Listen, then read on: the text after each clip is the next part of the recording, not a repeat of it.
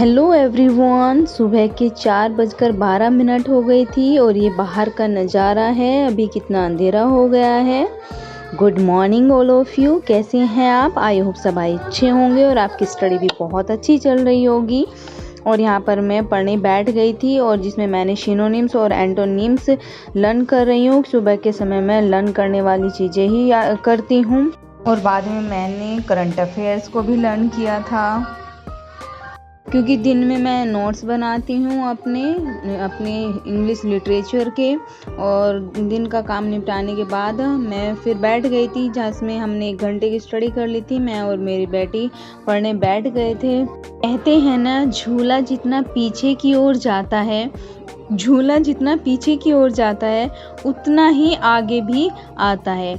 इसी तरह जिंदगी का झूला भी अगर पीछे जाए तो डरिए नहीं, वो भी आगे की ओर ही आएगा। कि जब हम कोई काम करना शुरू करते हैं तो उसमें कठिनाइयाँ तो आती ही हैं। और अब लंच का टाइम हो गया था तो मैंने लंच बनाया और फिर हम दोनों माँ बेटी ने लंच किया। लंच करते समय मेरी बेटी को रामायण के भजन सुनना बहुत अच्छा लगता है। रामायण में 2-3 जो भजन होते हैं वो उनको चलाती है और उन्हीं को सुनती है। इसको बहुत अच्छा लगता है। और दिन में लंच करने के बाद फिर से मैं बैठ गई थी अपने नोट्स बनाने और मैंने गूगल से PDF डाउनलोड करके लैपटॉप में डाल ली है। थोड़ा बड़ा साइज़ करके पढ़ लेती हूँ, क्योंकि आइज़ पे बहुत प्रॉब्लम्स होती हैं, पेन होता है। और जब पूरे दिन उसको रीड करती हूँ, एक ब्लॉक्स इसमें कंप्लीट ही हो पाता है। एक दिन में एक ही चीज़ कंप्लीट हो पाती है, इतने बड़े बड़े ये हैं। और मैं सोची थी एक दिन में 2-2 भी हो जाए तो जल्दी निपट जाएगा, लेकिन इसमें जैसे मैंने ये शुरू किया, अभिज्ञान शाकुंतलम शुरू किया, तो एक दिन में अभिज्ञान शाकुंतलम ही कंप्लीट हो पाया था।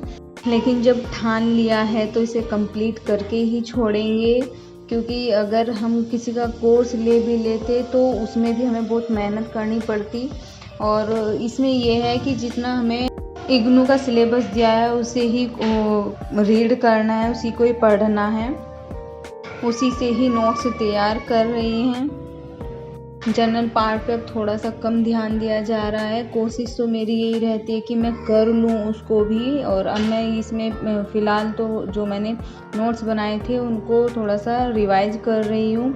और रात में तो मैं मैथ करती हूँ थोड़ा सा, लेकिन ज़्यादा नहीं हो पाता है। 2 घंटे लेके बैठती हूँ मैं मैथ।